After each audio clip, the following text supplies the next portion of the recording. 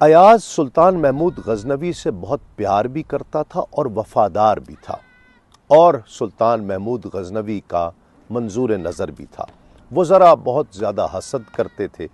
ایک دن سلطان محمود غزنوی دربار میں ایک بہت قیمتی ہیرا لایا اور کہا کہ اس کی بہت قیمت ہے، یہ بہت بیش قیمت ہے، وزراء کو حکم دیا کہ اسے توڑ دو۔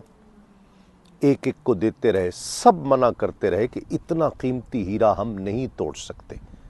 ایاز کو جیسے ہی دیا کہ اسے توڑ دو، اس نے فوراً توڑ دیا۔ تمام وزراء حیران ہو گئے اور چیخنے لگے کہ اتنا قیمتی ہیرا ایاز توڑ دیا۔ سلطان نے پوچھا، ایاز تم نے ہیرا توڑ دیا، یہ تو بہت قیمتی تھا۔ ایاز عرض کرتا ہے، سلطان بہت قیمتی تھا ہیرا، لیکن آپ کے حکم سے زیادہ قیمتی نہیں تھا۔